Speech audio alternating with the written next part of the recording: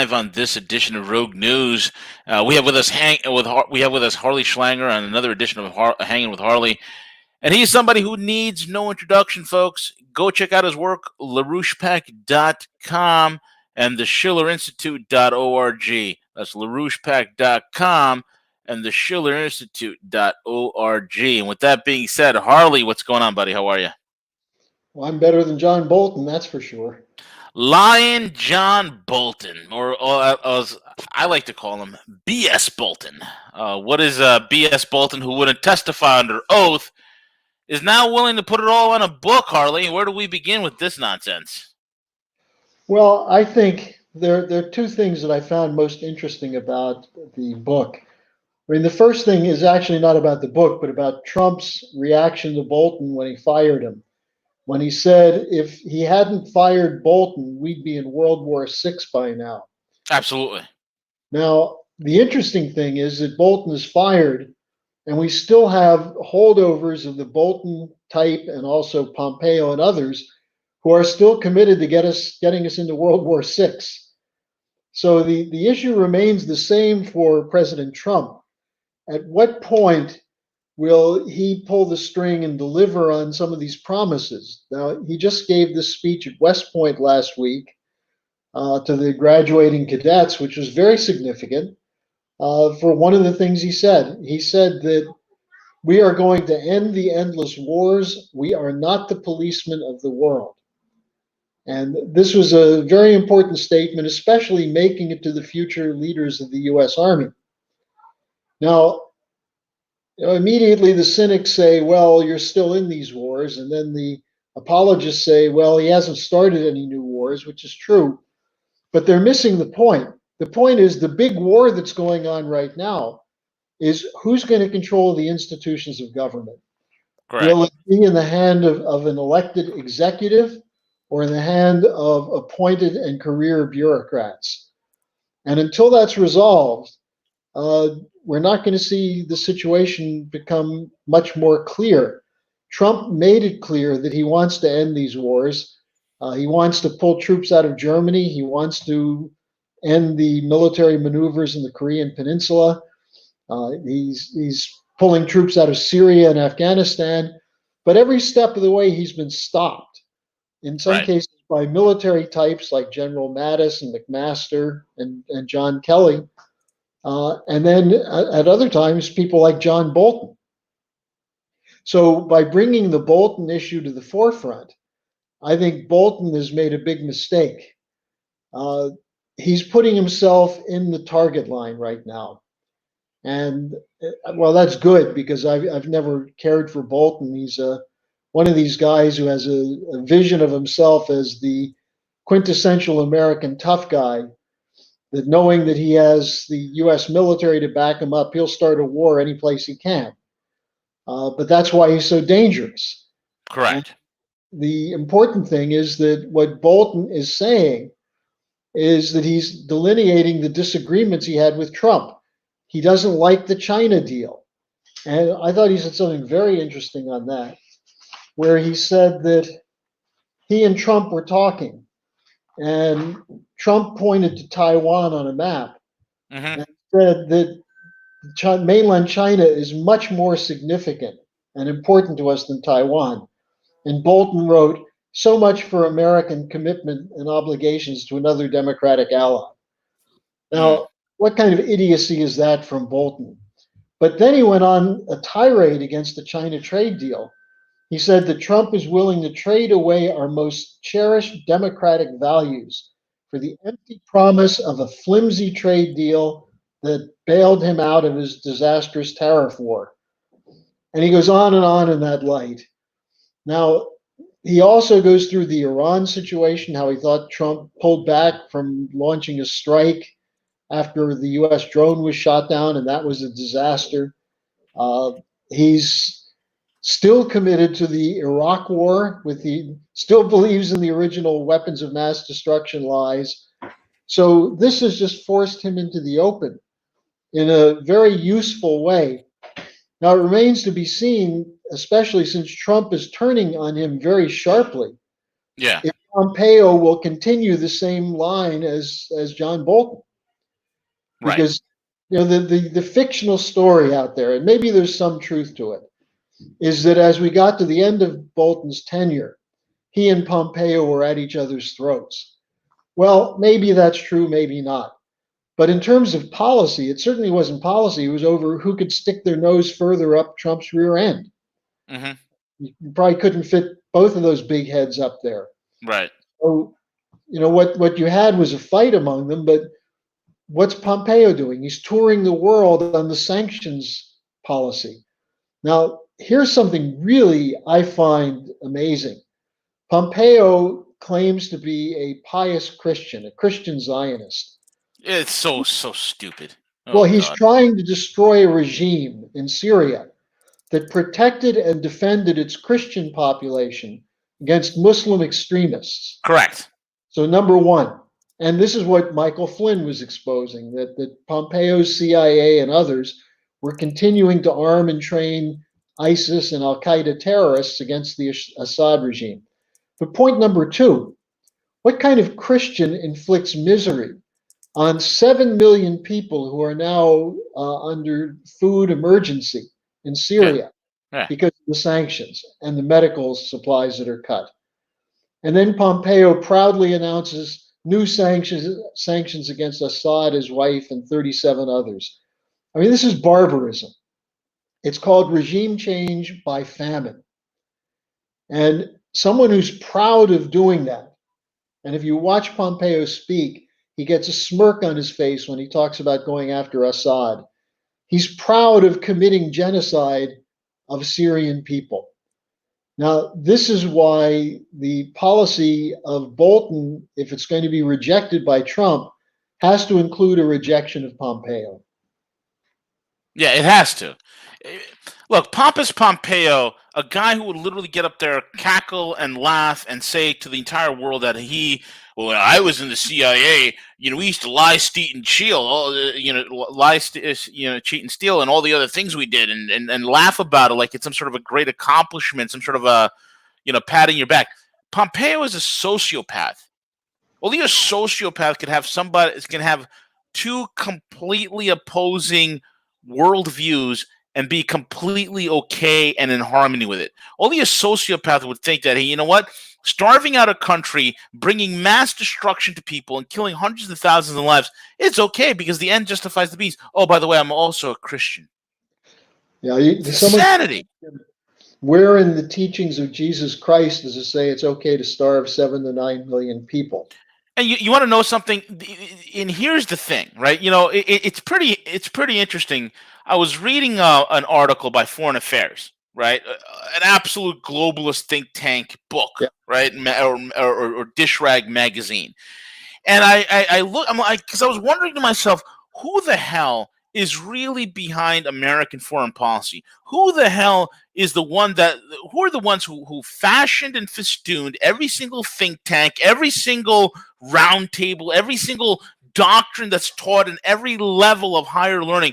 Who are they? Who is it? Oh, it's British. You're right, Harley. You and Linda LaRouche have been saying it for years. It's British intel, number one. And number two, it's Bernard Lewis. Why do I keep running into Bernard Lewis, Harley? And if you look at Pompeo, it is the same method. It's the same insanity. They did this in Kosovo, right? They did this in Serbia when they carved up Kosovo, and they had Albanian Muslims slaughter Serbian Christians.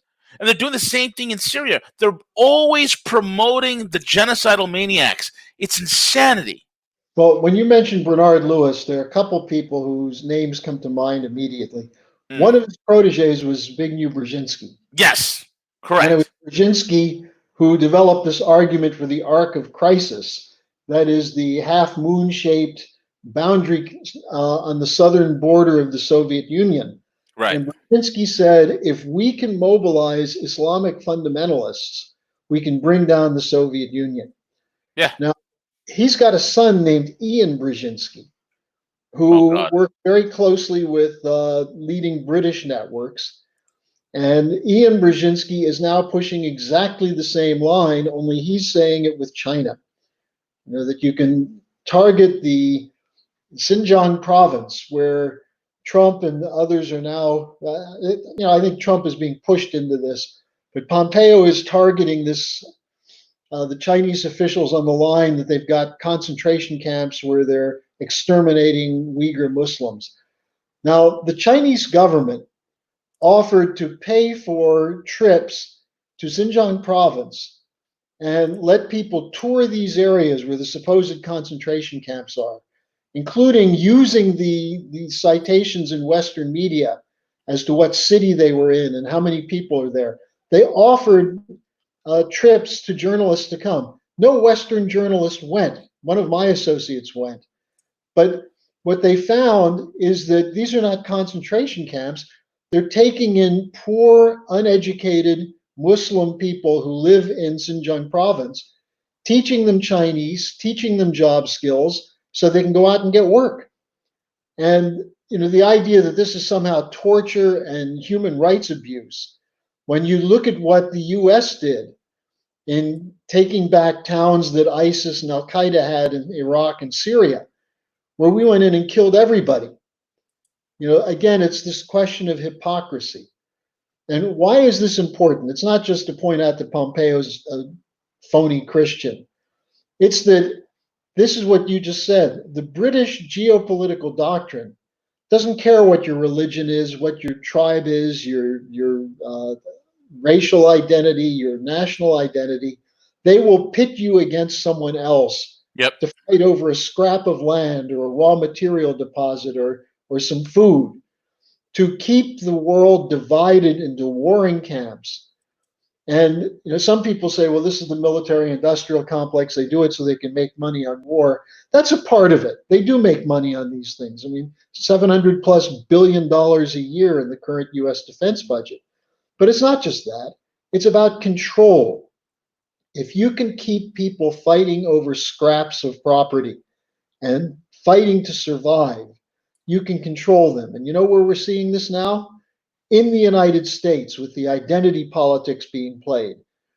Uh, One of the authors of the idea, the broader idea of identity politics, is Brigadier General Frank Kitson, who was sent by the British into Kenya to put down the Mau Mau uprising in the mid 1950s. Initially, the Mau Mau were very righteous, honest, anti-colonialists who were taking back land to keep people from starving. They were doing everything they could to drive the British out, in some cases with nonviolence, in some cases they resorted to violence. So what Right. did Kitson do? He recruited an army of mercenaries, including from India and other parts of the British Empire, to come in, call themselves Mau Mau, and kill indiscriminately, rape nuns, burn down churches, to discredit the Mau Mau. And he wrote a book about it called Gang Counter Gang. And then Sure. years later, he wrote a follow up book called Low Intensity Operations in Warfare. Now, this is the British strategy we're seeing unfold in Seattle, in Portland, in Yeah. other parts of the country, where you take people with grievances. And usually it helps if these are real grievances. Yeah. There is violence being conducted against people, or something that's taking away their livelihood. And of course, most people could say today their livelihood's being taken away from them. But if you start with a grievance and then move in and divide people up over black versus white, law and order versus chaos, anarchists and socialists versus right wingers, artificial distinctions. And what it reminds me of is what happened in the late 1920s in Germany, where eyewitnesses report that there would be people who in the morning would march in communist youth brigade demonstrations and beat up people, and then in the afternoon switch over to brown shirts and march with Hitler's SA to beat up communists.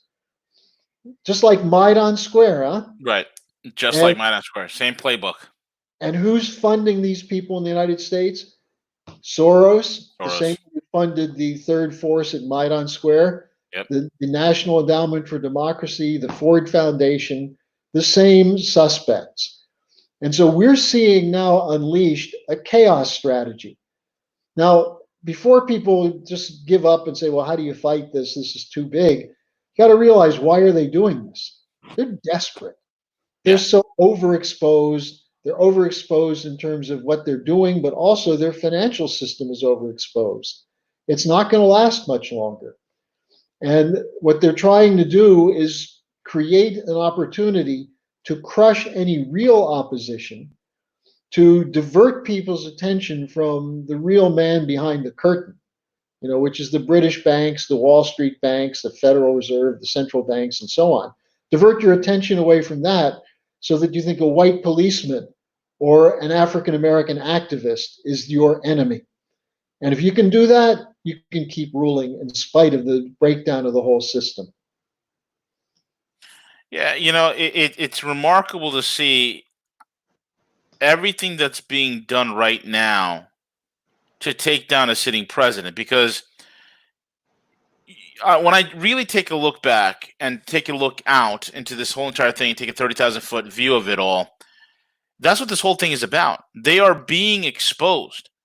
And I think the breadcrumbs are finally, after decades and decades and decades and decades of Lyndon LaRouche out there beating the drums on this, and the LaRouche pack and you, Harley, beating the drums on this, the breadcrumbs are starting to lead directly back to the very shadowy spider that's been weaving the thread of international chaos since the late 1940s.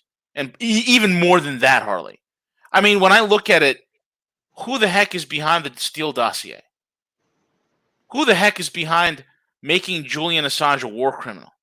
Who the heck was behind the bombing of Iraq, Libya, the start off of the kickoff of tensions with Syria, the entrapment of Iran, the constant pushing of war with Russia, the underwriting of the majority of the IMF loans that cannot be repaid into countries such as the Ukraine? Who was doing this? What began the clash of the civilizations? Who's in Harley? The breadcrumbs are starting to be exposed for who it is. Who's behind Five Eyes? All of it. It's British intel. It's starting to come to the surface, and everywhere I look, I keep running into it. Well, you mentioned the Steele dossier. The key guy there was Steele's boss when he started at MI6, who was Sir Richard Dearloffe. Now, Dearloffe just surfaced again in the demand for reparations from China for the coronavirus.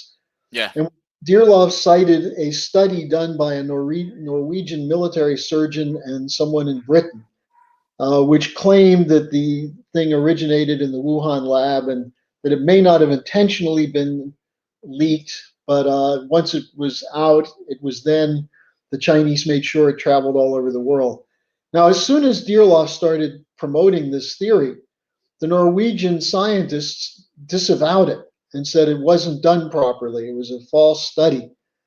But isn't that typical of Dearloffe? Because he's vouching for Christopher Steele.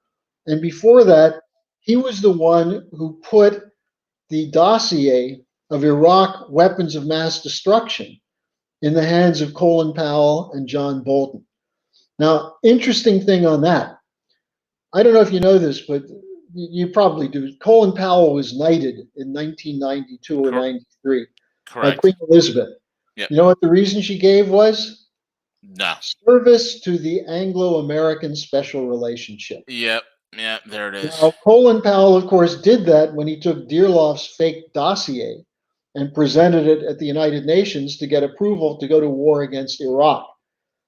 But he did it again 2 weeks ago when he came out and said he can't support Trump because he's a liar.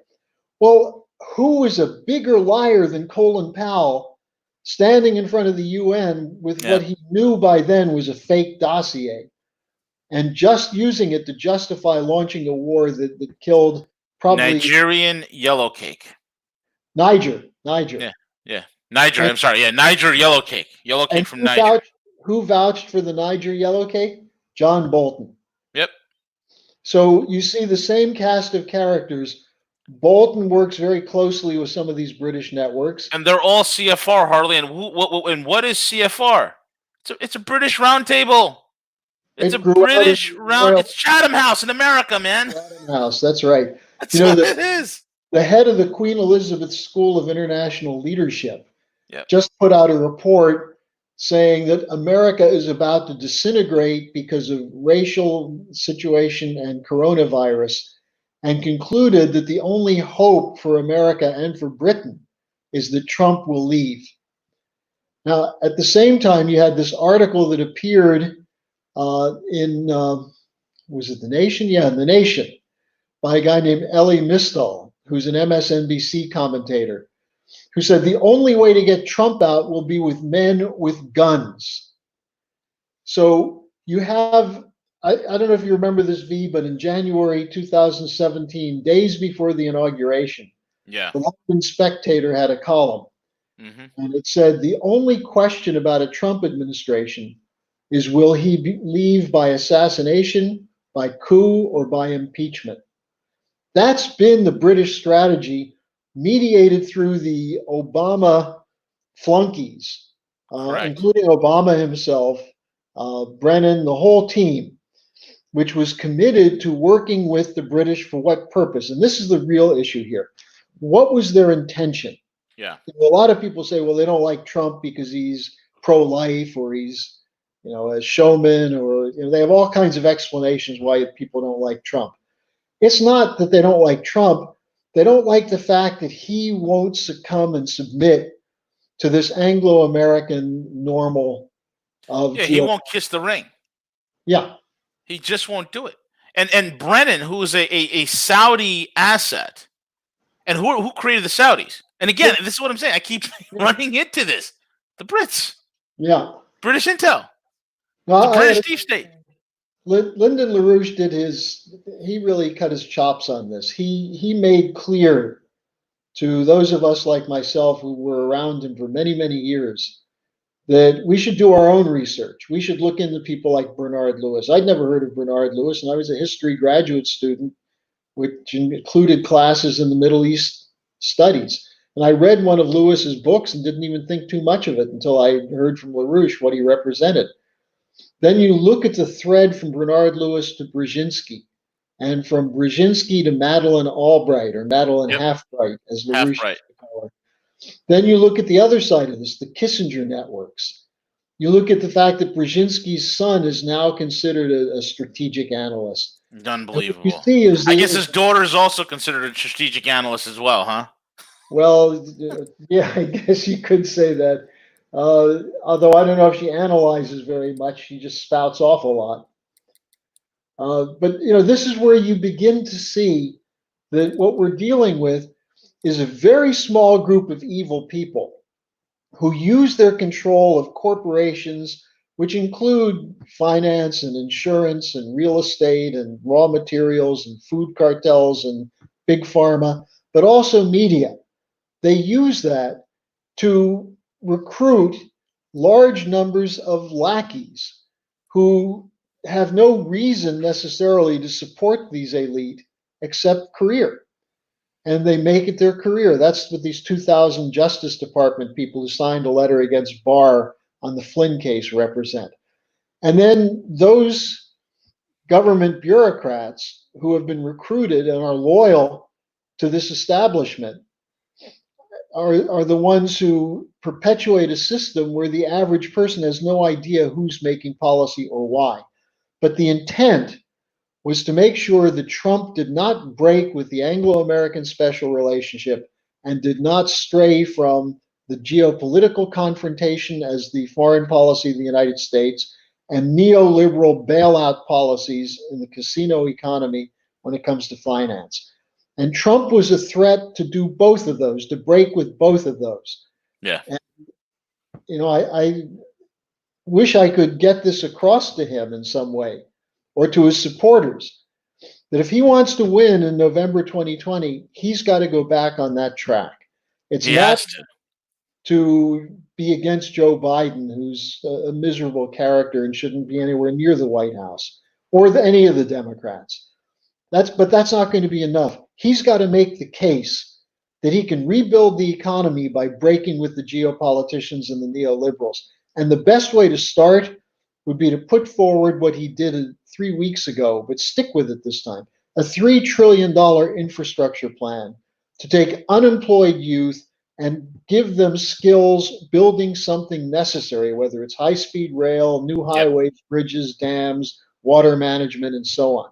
And have the relationship with China in place so they can help finance some of it, And then he can say to Pelosi, Schumer, and Mitch McConnell, all of whom will oppose this, then you tell these unemployed 18, 19, 20-year olds that you have no future for them because I'm trying to create a future for them.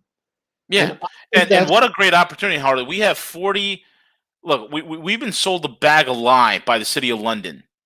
Okay, the city of London, the financial powerhouse, for those that don't know, that we're a service-based economy, right? And we brought that line by via Wall Street as well, hook, line, and sinker. Hold on one second, I have the fire alarm. Go ahead, Harley. Just continue to talk while the fire alarm goes off in my office. yeah, okay. Well, yeah, that's the lie. What we've seen is a shift in the makeup of our labor force Yep, from goods production to services. correct. And And you can't what a great way to get people back out of the service into a physical economy than saying, hey, you know what? Here's a $3 trillion investment infrastructure fund that we're going to start. That will create instant job hirings to the tens of millions that are unemployed right now. and not just jobs digging holes and filling them, but actually producing things that are necessary, not just to ease transportation and bottlenecks and make sure there's enough power, but to actually address the needs of the future. And the development of new platforms of infrastructure brings with it a requirement for more work in science, research, and development. So you not only are developing skilled labor, but you're taking some people who now are skilled laborers, engineers, and turning them into scientists. Yeah, We've seen our science sector of the workforce shrink from about 3.5% of employed workers to less than 1.5%. That may not seem like a lot, but that's tens of thousands actually, I think it's a couple 100,000 jobs that are no longer there that were correct. extremely important to the economy. LaRue said we need 5% of our workforce involved in research and development and science. That's where new technologies come from. That's where Yep. productivity gains come from. And where does it all start?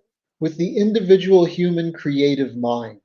Mm-hmm. And that's been the secret of America's success when it's been successful. And where did that come from? Alexander Hamilton.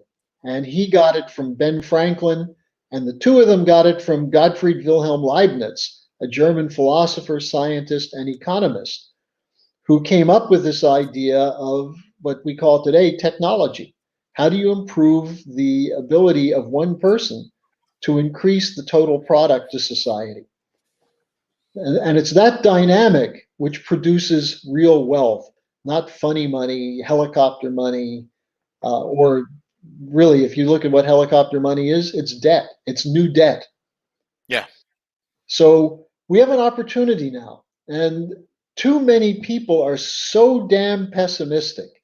And they say, well, it'll never happen, or you're putting all your hope in Trump. No, I'm putting my hope in you, the listener to this program, that you're listening to this program, you're in touch with the rogue money because you know there's something better that awaits us. And you may not know exactly how to get there, but I'd encourage every one of you, if you found what I'm saying today interesting, I've just written 2 articles in the last week on this whole question of what is phase 3 of the coup against Trump. I'll send them to you and send you a link to my blog site for free. And it's not a subscription. You can sign up for free so you can have access to this material so you can use it to make sure that you understand what's the intent of the coup and how to reverse it and really restore manufacturing and industry to the United States. So it's really up to you. And if you want to be cynical and pessimistic and succumb to the lies of the mass media, and, I mean, really, if you watch anything to do with Congress critters and take it seriously, you're going to get depressed because this is probably the worst class of people in the United States right now. So, anyway, don't be pessimistic. We've got a fight to wage. remember, there were very few people who supported Ben Franklin and the idea of the American Revolution when they first launched it. Yeah, absolutely correct. Absolutely correct. The spider is finally starting to be exposed, Harley. We can hope that this time we don't clean just the webs out, that the spider gets killed as well.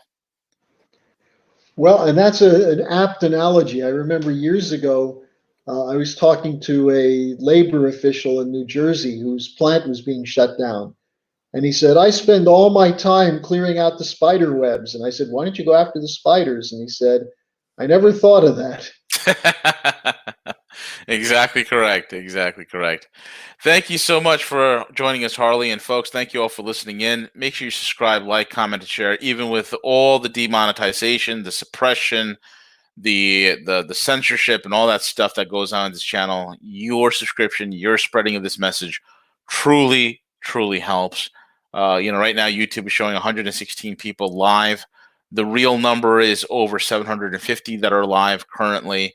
It is remarkable and absolutely remarkable, And the V, suppression. Yes. let me just say one thing to those people who are live and those people who listen to this later. If you want to contact me, please do. I'm completely open to discussions and dialogue via email. You can send it to my personal email address at harleysch@gmail.com. It's harleysch@gmail.com. Excellent. Thank you all for listening in. Have yourselves a wonderful weekend.